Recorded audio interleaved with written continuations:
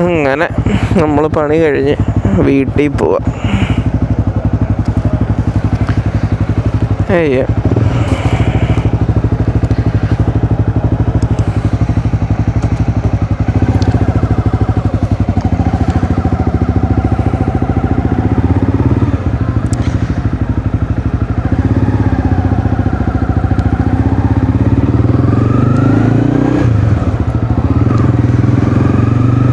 അങ്ങനെ ഇന്നത്തെ ദിവസം കഴിഞ്ഞു.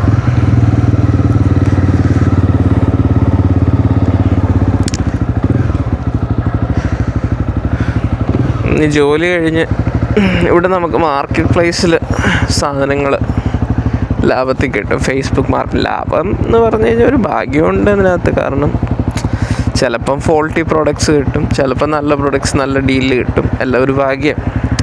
അപ്പം ഇന്നലെ ഞാൻ കുറച്ച് നാളായിട്ടൊരു ഫിലിം ക്യാമറ നോക്കുന്നുണ്ടായിരുന്നു. നമുക്ക് മാർക്കറ്റ് പ്ലേസിൽ നിന്ന് എടുത്തു കഴിഞ്ഞാൽ ചിലപ്പം നല്ല സാധനം കിട്ടും. അപ്പം അങ്ങനെ തപ്പിയിരുന്ന് ഇന്നലെ ഒരു ഫിലിം ക്യാമറ ഏകദേശം റീറ്റെയിൽ ചെയ്യുന്നതിലും ഒരു 50% ഡിസ്കൗണ്ടിൽ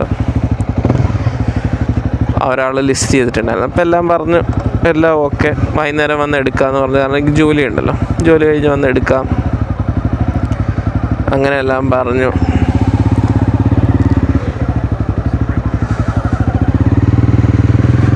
അപ്പോൾ അങ്ങനെയെല്ലാം എടുക്കാമെന്ന് ഓർത്തു. ജോലി കഴിഞ്ഞപ്പോഴേ ചേട്ടന് മെസ്സേജൊക്കെ അയച്ചു. അപ്പം ചേട്ടൻ പറഞ്ഞു വേറൊരാൾക്ക് വിറ്റത്. എങ്ങനെ ഇരിക്കുന്നു? അപ്പോൾ ആ ക്യാമറ പോയി. ഇനി അടുത്തത് ഇതുപോലെ വരുമ്പോൾ നോക്കാം.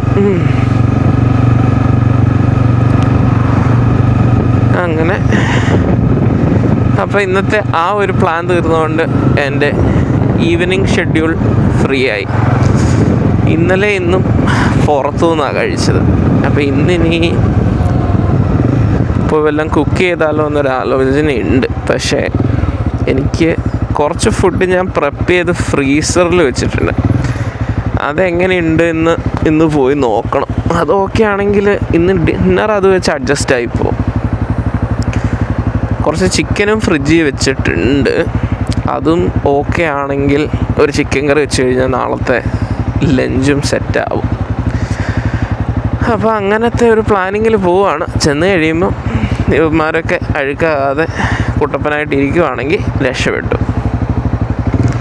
അല്ലെങ്കിൽ പിന്നെ കടയിൽ പോയി എന്തെങ്കിലും വാങ്ങിച്ചൊക്കെ വെക്കേണ്ടി വരും. അത് കുറച്ച് മടുപ്പാണ്. ജോലി കഴിഞ്ഞ് ചെന്ന് വാങ്ങിച്ച് വെച്ച് ഉറങ്ങുമ്പോഴത്തേക്കിന് അടുത്ത ദിവസം ആയ പോലെ നോക്കാം. ഇന്നിപ്പം ഇറങ്ങിയത് ഇച്ചിരി താമസിച്ചിട്ടായതുകൊണ്ടാണ് ഒന്ന് ലൈറ്റ് കുറവാണ് ഇന്നലത്തേനേക്കാളും. ഇന്നലെ നമ്മൾ വീഡിയോ എടുക്കാൻ ശ്രമിച്ചപ്പം ഇത്തെ സെറ്റിങ്സ് എല്ലാം ഇന്ന് കുറച്ച് മാറ്റി. ഇന്നലെ ഞാൻ മാനുവൽ മോഡ് ഇട്ട് എടുക്കാൻ നോക്കി. പക്ഷേ മാനുവൽ മോഡിൽ നമുക്ക് അത്ര എക്സ്പോഷർ കൺട്രോൾ ചെയ്തെടുക്കാൻ പാടാ, ND ഇല്ലാണ്ട്. അതുകൊണ്ട് ND ഫിൽറ്റർ വാങ്ങിക്കണോ വേണ്ടയോ. ഇന്നതുകൊണ്ട് ഓട്ടോ മോഡ് ഇട്ട് ഒരു പരീക്ഷണം നടത്താൻ നോക്കുന്നു. ഓട്ടോ മോഡ് ഇട്ട് കഴിയുമ്പോൾ നമുക്ക് ഇങ്ങനെ ട്രാവൽ ചെയ്യുമല്ലേ, അപ്പം നമുക്ക് മോഷൻ ബ്ലർ കിട്ടണമെങ്കിൽ ആ ഒരു റൂള് വെച്ച് സെറ്റ് ചെയ്തെങ്കിലേ ആ ഒരു മോഷൻ ബ്ലർ കിട്ടുള്ളൂ, നമ്മുടെ ഫ്രെയിംസും നമ്മുടെ ഷട്ടർ സ്പീഡും എല്ലാം. പക്ഷെ അത് അഡ്ജസ്റ്റ് ചെയ്യാൻ പാടാണ്. ഇപ്പം പിന്നെ കുഴപ്പമില്ല. പക്ഷെ ഞാൻ നോക്കിയില്ല എന്താ എക്സ്പോഷർ. ഞാൻ രാവിലെ തന്നെ ക്യാമറ ഹെൽമെറ്റിൽ പിടിപ്പിച്ച് വെച്ചേക്കുമായിരുന്നു. അപ്പോൾ ഓട്ടോ മോഡ് ഇട്ടിട്ട് ഇന്നിപ്പം ഞാൻ അത് മാറ്റിയില്ല, സെയിം ആ മോഡിൽ തന്നെ ഇട്ടു. ജോലി കഴിഞ്ഞ് നേരെ ഇറങ്ങി വന്നു, വണ്ടി എടുത്തു, ക്യാമറ സ്റ്റാർട്ട് ചെയ്തു, മൈക്ക് സ്റ്റാർട്ട് ചെയ്തു. ഇന്നലെ രാവിലെ പറഞ്ഞ പോലെ ടീഷർട്ട് വെച്ച മൈക്ക്, ടീഷർട്ടിലായിരുന്നു മൈക്ക് വെച്ച്, ഇന്നത് മാറ്റി ഹെൽമെറ്റിനകത്ത് വെച്ചിട്ടുണ്ട്. അപ്പോൾ എനിക്കറിയത്തില്ല ഈ ക്ലോസ് പ്രോക്സിമിറ്റി വരുമ്പം സൗണ്ട് ചടങ്ങായിരിക്കുമോ അല്ലയോ, നമ്മളിങ്ങനെയല്ല പഠിക്കുന്നത്. അപ്പം ഇതെൻ്റെ ടേക്ക് 4 ആണ് ടെക്നിക്കലി. പക്ഷെ ടേക്ക് 3 ഇന്ന് രാവിലെ ആയിരുന്നു. അതിൽ കുറേ മണ്ടത്തരങ്ങളൊക്കെ വിളിച്ച് പറഞ്ഞിട്ടുണ്ട്. അതുകൊണ്ട് അത് അപ്ലോഡ് ചെയ്യാൻ പറ്റിയ പരുവാണോ അല്ലയോ എന്ന് അറിയത്തില്ല.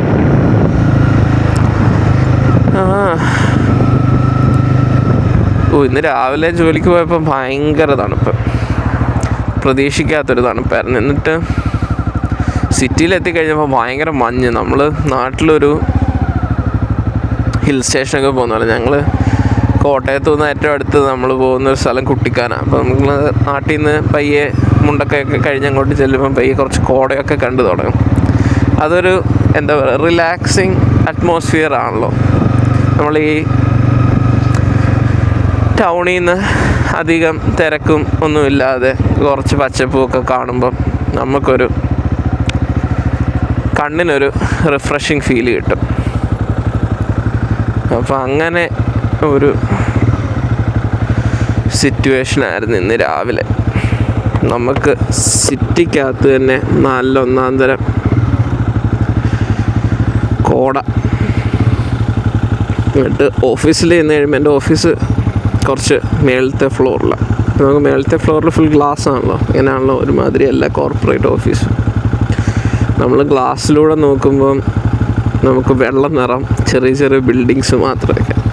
സത്യം പറഞ്ഞാൽ ആർക്കെങ്കിലും ഒരു സിറ്റിയിൽ പറ്റൂല, അല്ലെങ്കിൽ ഒരു ഏരിയൽ ഷോട്ടൊക്കെ എടുത്തു കഴിഞ്ഞാൽ നല്ല രസമായിരിക്കും. കാരണം ചിലപ്പോൾ ആ ഫോഗിൻ്റെ മേളിലിങ്ങനെ നമുക്ക് കുറച്ച് ബിൽഡിങ്ങിൻ്റെ കുറച്ച് തലകൾ മാത്രം കാണാം. അപ്പോൾ നല്ലൊരു വീഡിയോ അല്ലെ ഒരു ഫോട്ടോ കിട്ടും. പക്ഷെ നമുക്ക് CBDയിലൊന്നും പ്രൈവറ്റ് ഡ്രോണൊന്നും പറത്താൻ പറ്റില്ല. ഡ്രോൺ പറത്തണമെങ്കിൽ ഭയങ്കര റെസ്ട്രിക്ഷൻസും കാര്യങ്ങളൊക്കെ. നമുക്ക് എയർപോർട്ടിൻ്റെ വിസിനിറ്റി, അത് അഡ്ലൈഡിൻ്റെ ഒരു പ്രത്യേകത. അഡ്ലൈഡ് ഈസ് ആക്ച്വലി ഒരു 20 മിനിറ്റ് സിറ്റിയാണെന്ന് ഇങ്ങനെ ആൾക്കാർ പറഞ്ഞു കേട്ടിട്ടുണ്ട്. അതെനിക്ക് തോന്നുന്നതിൻ്റെ ഒരു കാരണം എന്താണെന്ന് വെച്ചാൽ നമ്മൾ 20 മിനിറ്റിൽ എയർപോർട്ടിലെത്തും. നമ്മൾ വേറെ ഏത് മേജർ സിറ്റിയിൽ പോയാലും എയർപോർട്ട് കുറച്ച് മാറിയായിരിക്കും. ഇവിടെ അങ്ങനെ ഒരു സിറ്റുവേഷൻ അല്ല. എയർപോർട്ട് കുറച്ചുകൂടെ CBDയുടെ അടുത്ത്, അതായത് നമ്മൾ CBDയിൽ 4 സൈഡ് ഉണ്ടല്ലോ, ഈസ്റ്റ്, വെസ്റ്റ്, സൗത്ത്, നോർത്ത്. ഇപ്പം നമ്മൾ വെസ്റ്റിൽ നിന്ന് നേരെ പോയി ഒരു 10-20 മിനിറ്റ് പോയി കഴിയുമ്പോൾ എയർപോർട്ടാണ്. അങ്ങനെ അതുകൊണ്ട് 20 മിനിറ്റ്സ്, അതുപോലെ 20 മിനിറ്റ്സ് നടന്നു കഴിഞ്ഞാൽ നമ്മൾ അഡ്ലൈഡ് ഫുള്ള് കണ്ടു തീരുമെന്ന് പറഞ്ഞു കേട്ടിട്ടുണ്ട്. ശരിയാണെന്ന് എനിക്ക് തോന്നുന്നത്. നമ്മൾ മെയിൻ ഒരു സിറ്റി ഞാൻ നോർത്ത് ടെറസ് ക്യാമ്പസിലാണ് പഠിച്ചത്, അഡ്ലൈഡ് യൂണി. അന്ന് യൂണിവേഴ്സിറ്റി ഓഫ് അഡ്ലൈഡ്. ഞാൻ യൂണിവേഴ്സിറ്റി ഓഫ് അഡ്ലൈഡിൽ നിന്ന് പാസ്സായ കൂട്ടത്തിലാണ്. അപ്പം നമ്മൾ ഈ നോർത്ത് ടെറസിൽ നിന്ന് നടന്നു തുടങ്ങി ഒന്ന് കറങ്ങി വരുമ്പം ആ ഒരു ഫുൾ സർക്കിൾ തീരും. കാരണം റണ്ടിൽ പോവാം. പിന്നെ ഹൈൻലി സ്ട്രീറ്റിന്, ഹൈൻലി കുറച്ച് നൈറ്റ് പാർട്ടി, കുറച്ച് എന്താ പറയുന്നത്, കുറച്ച് ഡാർക്ക് വൈബ്സ് ആണ് രാത്രിയിൽ. നമുക്ക് ഇടയ്ക്കിടയ്ക്ക് ന്യൂസ് കാണാം, അവിടെ കുത്തി, ഇവിടെ കുത്തി, അവിടെ അടി നടന്നു, ഇവിടെ നടന്നു. കാരണം അപ്പോൾ ക്ലബിങ് എല്ലാം ആയതുകൊണ്ട് രാത്രിയിൽ എല്ലാവരും കുറച്ച് വെള്ളമൊക്കെ അടിച്ച് കുറച്ച് ഹൈ ആയിട്ടായിരിക്കും ഇരിക്കുന്നത്. അപ്പം അടി, ഇടി, പിടി എല്ലാം നടക്കും. പിന്നെ കുറച്ച് ഹോംലെസ് ആൾക്കാരുണ്ട്. പിന്നെ നമ്മൾ ഡ്രഗീസ് എന്ന് പറയുന്ന ആൾക്കാർ കാണും. അപ്പോൾ എല്ലാം കൂടെ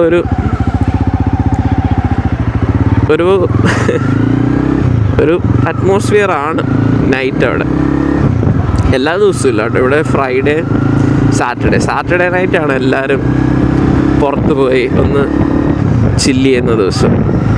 ആ വീക്കിൻ്റെ ഫുൾ സ്ട്രെസ് എല്ലാം കളഞ്ഞു ഫ്രൈഡേ വരെ ജോലി ചെയ്തതിൻ്റെ ക്ഷീണം സാറ്റർഡേ ഒന്ന് തീർത്തു. സാറ്റർഡേ ഒന്ന് റീഫ്രഷായി.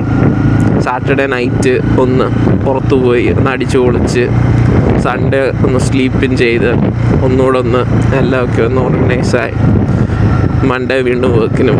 അതാണ് നോർമൽ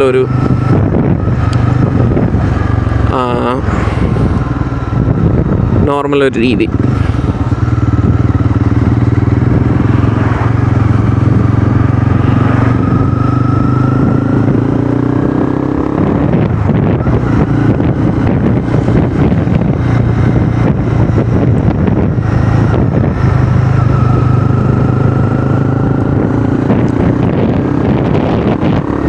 അങ്ങനെ നോർവുഡ് എത്തി. നല്ല തണുപ്പുണ്ട്.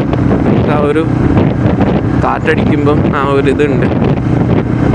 നമ്മളങ്ങനെ ഫുള്ളി കവേർഡ് തേർമലോ ഒന്നും ഇട്ടിട്ടൊന്നുമില്ല. കാരണം തണുപ്പ് ഇങ്ങനെ നമ്മൾ ഓൺ പേപ്പർ ഇവിടെ നമുക്ക് അത്ര തണുപ്പ് തോന്നില്ല. കാരണം ഇവിടെ ഇപ്പം നമ്മൾ ഓൺ പേപ്പർ നമ്മൾ നോക്കുമ്പോൾ ഓക്കെ ഇത്രയും ഡിഗ്രി കുഴപ്പമില്ല. പക്ഷെ നമ്മൾ പുറത്തിറങ്ങി കഴിയുമ്പോൾ ഇവിടുത്തെ ഒരു കാറ്റുണ്ട്. ഈ കാറ്റ് വീശി കഴിയുമ്പോൾ നമുക്ക് ശരിക്കും തണുക്കും. ഞാനിപ്പോൾ ബൈക്കിന് പോയി കുറച്ചുകൂടെ എനിക്ക് വന്നൊരു തണുപ്പ് റെസിസ്റ്റൻസ് ആയെന്ന് തോന്നും, കൂടുതലും പുറത്തിറങ്ങുന്നതുകൊണ്ട്. അല്ലെങ്കിൽ തണുപ്പ് കുറഞ്ഞിട്ടുണ്ട് എല്ലാപ്പോഴത്തേക്കാളും. കാരണം അല്ലെങ്കിൽ വിൻ്ററിൽ ഞാൻ ആദ്യം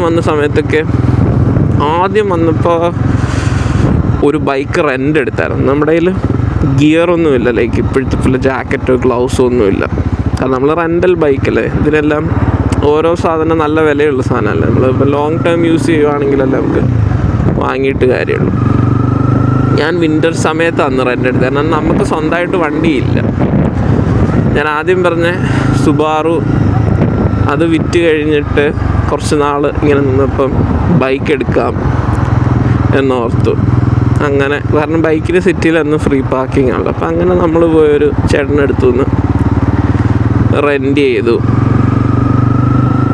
എന്നിട്ട് എവിടെ ഓടിക്കാൻ തോന്നുന്നില്ല, കാരണം ഭയങ്കര തണുപ്പ്.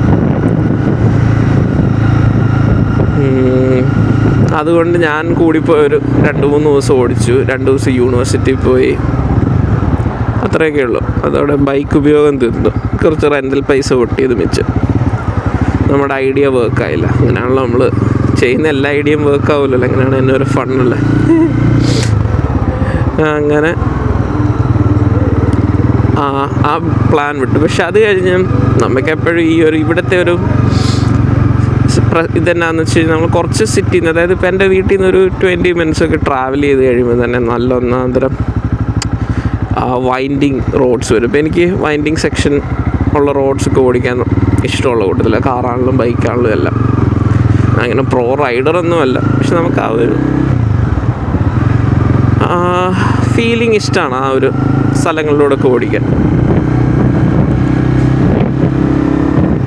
അപ്പോൾ അങ്ങനെ ഒരിതുള്ളത് കൊണ്ട് ഞാൻ ആദ്യം ഇവിടെ വന്ന് നമുക്ക് സമയമൊത്ത് എവിടെയെങ്കിലും പോകാമെന്ന് വെച്ച് കഴിഞ്ഞാൽ ഭയങ്കര പാടാണ്. അങ്ങനെ ഒരു പ്രാവശ്യം സമയത്ത് ഞാൻ എവിടെ ട്രാവൽ ചെയ്തപ്പോഴാണ് നല്ല ഒന്നാന്തരം കൺട്രി സൈഡ് അത് ഇതെല്ലാം കാണുന്നത്. അപ്പം ഞാൻ ഓർത്ത് ഇത് ബൈക്കിന് പോയാൽ നല്ല രസമായിരിക്കുമല്ലോ, നമുക്ക് നല്ലൊരു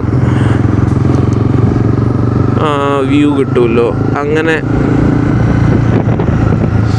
ആണ് ഞാൻ ആദ്യം ബൈക്കിനെ കുറിച്ച് ആലോചിക്കുന്നത്. ഒന്ന് എൻ്റെ കയ്യിൽ കാറുണ്ട്, കാരണം ജോലിക്ക് പോകാൻ വണ്ടി വേണമല്ലോ. അപ്പോൾ അന്ന് പാർട്ട് ടൈം ചെയ്തുകൊണ്ടിരിക്കുക. അപ്പം ഞാനിങ്ങനെ തപ്പി ഒരു പഴയ ബൈക്ക് കണ്ടുപിടിച്ചു. നല്ല കാണാനൊന്നും കുഴപ്പമില്ല, വലിയ വില ഇട്ടിട്ടില്ല. അപ്പോൾ നമ്മുടെ കയ്യിൽ അന്ന് ആ ക്യാഷ് ഇരിപ്പുണ്ട്. ഒന്ന് ഗ്യാമ്പിൾ ചെയ്യാം നോർത്ത്. ഞാൻ പോയി ആ വണ്ടി കണ്ടു. വണ്ടി വലിയ കുഴപ്പമില്ല, ഇച്ചിരി പഴയ വണ്ടി, 2005-06. പക്ഷേ ഒരു ക്ലാസിക് ലുക്കുള്ള ബൈക്കായിരുന്നു. അപ്പോൾ അങ്ങനെ ഞാനത് എൻ്റെ ലുക്കിൽ വീണു, സൗണ്ടിലും വീണു, പോയി വണ്ടി വാങ്ങി. പക്ഷേ വീട്ടിലെത്തുന്നവരെയൊന്നും കുഴപ്പമില്ല. വീട്ടിലെത്തി കുറച്ച് അടുത്ത ദിവസം എൻ്റെ ബാറ്ററി ഡെഡ്. അത് വിറ്റ ആളെന്തോ തട്ടിക്കൂട്ടി ബാറ്ററിയൊക്കെ സെറ്റ് ചെയ്ത് തന്ന. ആദ്യമേ ആ പണി കിട്ടി. അത് കഴിഞ്ഞ് നമ്മൾ മെക്കാനിക്കിൻ്റെ അടുത്ത് കൊണ്ടുപോയി ബാറ്ററിയൊക്കെ ശരിയാക്കാൻ. മെക്കാനിക്കാണെങ്കിൽ അതിലൂടെ ഇപ്പം മെക്കാനിക്ക് ഒരു ബാറ്ററി മാറാൻ വേണ്ടി അതിൻ്റെ 4 ഇരട്ടി പൈസ എൻ്റെ കയ്യിൽ നിന്ന് വാങ്ങിച്ചു. ഇത് നമുക്ക് വേറൊന്നും ചെയ്യാനില്ല, നമുക്ക് തന്നെ മാറാനുള്ള ടൂൾസ് ഇല്ല, അങ്ങനെ പരിചയമില്ല, മാറി നാട്ടിലൊന്നും അങ്ങനെ നമ്മൾ ചെയ്ത് ശീലിച്ചിട്ടില്ലാത്തതുകൊണ്ട് വെറുതെ റിസ്ക് എടുത്തില്ല. മാത്രമല്ല ഒന്ന് മെക്കാനിക്കിനെ കാണിക്കാമെന്ന് ഓർത്തു, പുതിയ വണ്ടി എടുത്താൽ. അങ്ങനെ ഞാൻ വലിയ പരീക്ഷണത്തിൽ നിന്നില്ല. ഞാൻ വണ്ടി ഡെഡായി. ഞാൻ എൻ്റെ കാറ് വെച്ച് ജംപ് സ്റ്റാർട്ട് ചെയ്ത് ബൈക്ക് ഓടിച്ചു കൊണ്ടുപോയി. ഇടയ്ക്ക് നിന്നുപോയി. അത് കഴിഞ്ഞിട്ട് പിന്നെ നമ്മൾ ഗിയറിലൊക്കെ ഇട്ട് ഒരു വിധത്തിൽ സ്റ്റാർട്ട് ചെയ്ത് എങ്ങനെയോ അവിടെ എത്തിച്ചു. ഒരു പോയിന്റിൽ എത്തിക്കഴിഞ്ഞിട്ട് എത്ര തള്ളിയിട്ടും സ്റ്റാർട്ടാവുന്നില്ല. അത് കഴിഞ്ഞ് അവസാനം നമ്മുടെ ഫ്രണ്ട്സിനെ വിളിച്ച് അവന്മാരോട് വരാൻ പറഞ്ഞു. ഇവന്മാർ ജന്മം ചെയ്ത സമയത്തിന് വരുന്നില്ല. അവസാനം ഞാൻ പിന്നെ ഒരു കയറ്റം വന്ന് തള്ളി കയറ്റിയിട്ട് താഴെ വന്ന് ഭാഗ്യത്തിന് അന്നാണ് സ്റ്റാർട്ടായി. ആ ഒരു പവറിൽ വെച്ച് പിടിച്ചങ്ങ് പോയി. എങ്ങനെയോ മെക്കാനിക്കിൻ്റെ അടുത്ത് എത്തി. ഏറ്റവും അടുത്തുള്ള മെക്കാനിക്കിൻ്റെ അടുത്ത് പോകുന്നത്. കാരണം നമുക്കിത് ട്രെയിൽ ചെയ്ത് കൊണ്ടുപോകണമെങ്കിൽ ഭയങ്കര റേറ്റാണ്. നമ്മൾ ബൈക്ക് വാങ്ങിച്ച പൈസയാണ് ട്രെയിൽ ചെയ്ത് കൊണ്ടുവരും, ബാറ്ററി മാറി വരും. അങ്ങനെ ഒരു വിധത്തിൽ അത് അവിടെ എത്തിച്ച് കഴിഞ്ഞപ്പോൾ ആൾ നോക്കി ബാറ്ററി വെച്ച് തന്നു. പറഞ്ഞ പൈസക്കാളും കൂടുതലും വാങ്ങിച്ചു. എല്ലാം കഴിഞ്ഞ് എന്നോട് പറഞ്ഞു കുഴപ്പമൊന്നുമില്ല വണ്ടിക്ക്, പക്ഷേ വല്ല പണി കിട്ടിയാൽ നല്ല പണിയായിരിക്കുമല്ലോ. അപ്പം ഞാൻ പറഞ്ഞു ഓക്കെ ചേട്ടാ എന്ന് പറഞ്ഞു. പുള്ളി ഒരു സർവീസ് ചെയ്ത് വേണേൽ തരാം, അത് മാറ്റിത്തരാം. ഇല്ല ചേട്ടാ കുഴപ്പമൊന്നുമില്ല എന്ന് പറഞ്ഞു. ഞാൻ ഈ പ്രശ്നങ്ങളെല്ലാം ഉണ്ടെന്ന് പറഞ്ഞു എന്നെ ബൈക്ക് ഞാൻ വാങ്ങിച്ചു. ഈ ബാറ്ററി മാറിയ പൈസയ്ക്ക് അങ്ങ് വിറ്റു. അങ്ങനെ വിറ്റ് കഴിഞ്ഞ് ബാറ്ററി മാറിയ പൈസയ്ക്ക് വിറ്റപ്പോൾ നമുക്ക് നഷ്ടമൊന്നുമില്ല. പിന്നെ ഞാൻ കുറച്ച് നാളത്തേക്കിന് അനങ്ങിയില്ല. അത് കഴിഞ്ഞപ്പോൾ പിന്നെ എനിക്കൊരു വണ്ടി ഒത്തു വന്നു. അത് ഇതിനു മുമ്പ് എടുത്തൊരു കവാസാക്കി. അപ്പോൾ അത് ഇതിനേക്കാളൊരു ശകലം പൈസ കൂടെ കൂടുതൽ കൊടുത്തൊരു നല്ല ഡീലാക്കി കിട്ടി. അത് ഞാൻ കുറച്ചുകൂടെ ഒക്കെ നോക്കിയാണ് എടുത്തത്. അതുകൊണ്ട് ആ വണ്ടിക്ക് വലിയ പണിയൊന്നും വന്നില്ല. അത് ഓടിച്ചു തുടങ്ങി കഴിഞ്ഞപ്പോൾ നമ്മളെല്ലാ സമയത്തും ഇത് ഓടിക്കാൻ തുടങ്ങി. കാരണം നമുക്ക് പിന്നെ പയ്യെ അത് ഇഷ്ടപ്പെട്ടു. അപ്പോൾ നമ്മളിങ്ങനെ ഓരോ പല സാഹചര്യങ്ങളിൽ ഇത് ഓടിച്ചു തുടങ്ങി. അത് കഴിഞ്ഞ് എങ്ങനെ ഈ ബൈക്കിലെത്തി എന്നുള്ള കാര്യം ഇനി നാളെ പറയാം.